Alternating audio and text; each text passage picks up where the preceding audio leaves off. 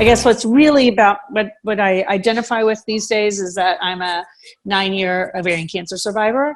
And so that's kind of what drives me and why y'all are even talking to me at this point, because it's really important to me that people know my story and the symptoms and the risks. So when I finally scheduled my surgery, I woke up and it was stage 3C ovarian cancer.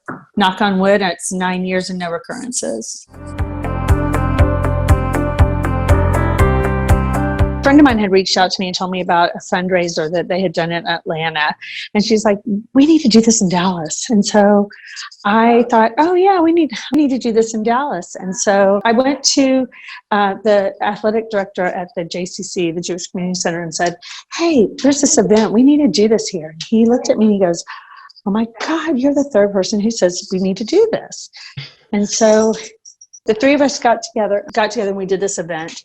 And our goal was to raise like $50,000 and have 100 people participate. And it was a spin cycling event. Well, as it got closer and closer and closer, we had 300 people participate and we raised over $300,000. And we've done our event, Wheel to Survive, which is spin cycling event. We've done it in Dallas, Austin, Houston, Lubbock one time, Denver, San Diego, San Francisco, Miami. And this year we raised over $300,000 again.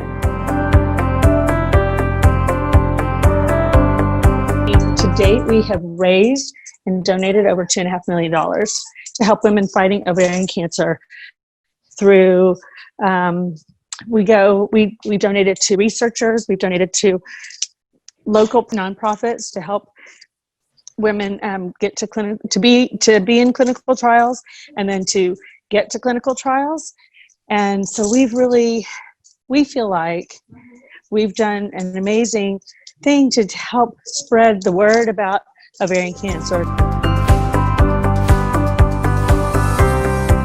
One of our dreams is to have Peloton do a Wheel to Survive.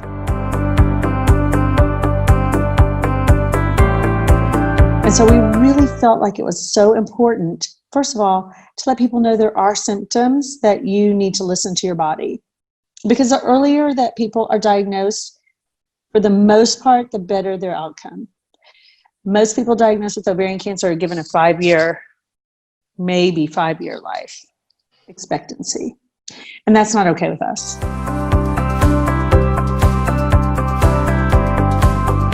Medical students or residents or nursing students, PA students, any of them.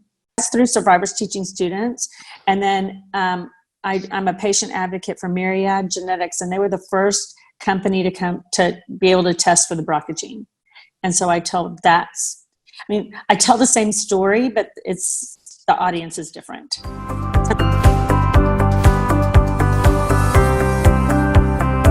There are two very well-known mutations in your DNA that's BRCA. Everybody has the BRCA gene, and there's a BRCA1 and BRCA2. And when there's a mutation in that gene, it allows for cancer to grow, for lack of better information.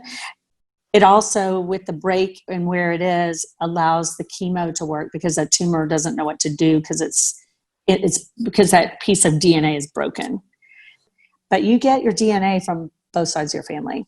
So it's really important that men know also, because they can pass it to their kids too. And my dad never had cancer.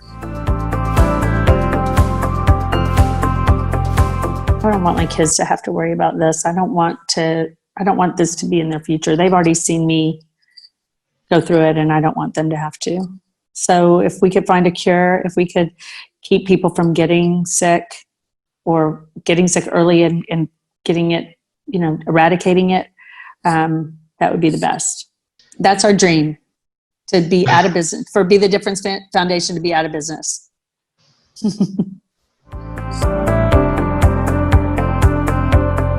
I quote my dad a lot. He's been gone for almost 11 years, and I swear every day I say at least one thing he's quoted. But when I was asking my kids, what quote do we live by? They go, if it's easy, it's wrong. Because he always felt like if you can just get away with doing something the easy way out, you don't you don't get the benefit. And so there's a lot of things that go with that, that quote from him. And everything that I come up with is all about that, you know, the perseverance piece, the tough, when the going get tough, the tough get going. Obviously, that's always a good one, but it's all about just persevering and pushing through and going towards the goal.